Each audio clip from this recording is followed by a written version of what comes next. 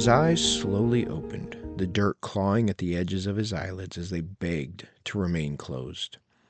He ached, all of him. The pain radiated through his body in a way that made him wonder if he'd sprouted extra limbs so those could hurt as well. In this moment, he pondered how he'd gotten here. Despite the pain, this moment was a relief from what waited for him when he stood. If he stood. He allowed his mind to wander. It wandered to his bride, their young child, what was left of their home. Had it been weeks? No, it had to have been at least months. Wrenched from his thoughts to the snarl of, "Get up, boy!" He had been here before. What came next was the butt end of the spear to his gut.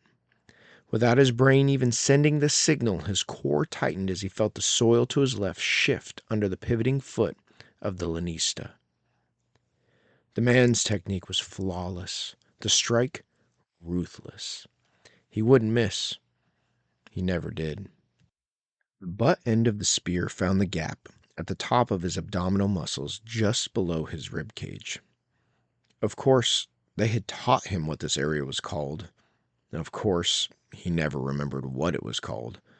Whatever he did remember was the pain.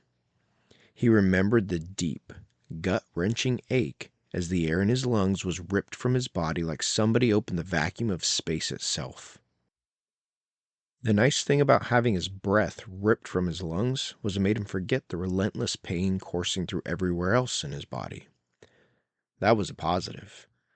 Liquid salt snuck into the corner of his open mouth as his body begged for oxygen. Whether the salty liquid was sweat or tears, he would never know. Perhaps it was his body seeking to protect itself. Perhaps it was a natural response to severe pain and trauma, but he found his mind drifting again.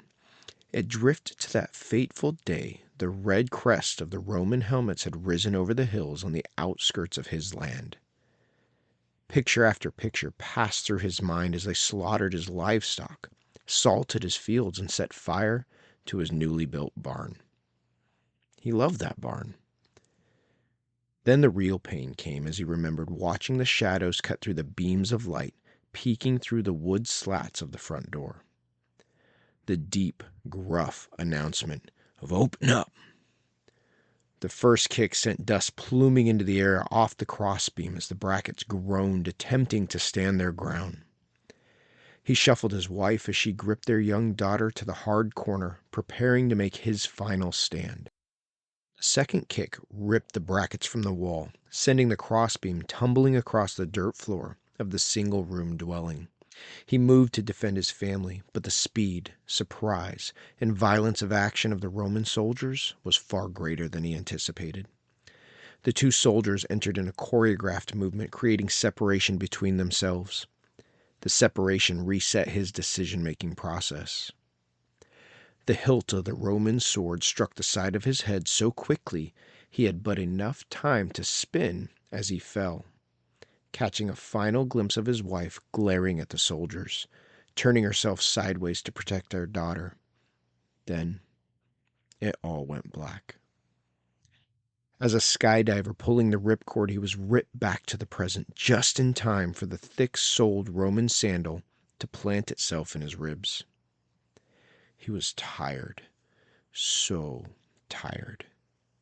He had not chosen this. How could life be so cruel? His will was decimated.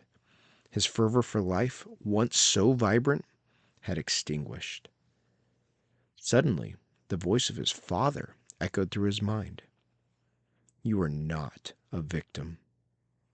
You are not a coward. Life is not fair. You must have the fortitude to never allow yourself to be captivated by such childish thoughts. Get up. In this family, we never quit. A breathless surge of energy coursed through the man. Rolling to his right, he lashed out with a textbook ground-based leg sweep.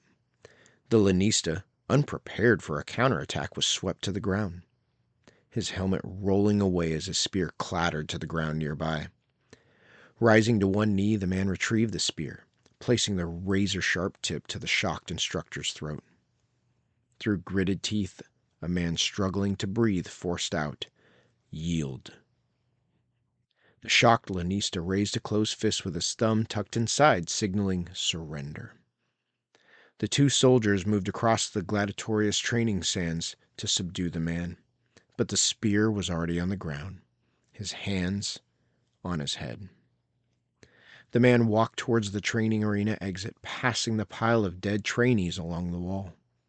They, too, had lost their will to survive. He could not promise what tomorrow would hold, but not today. Today, he would not be a victim.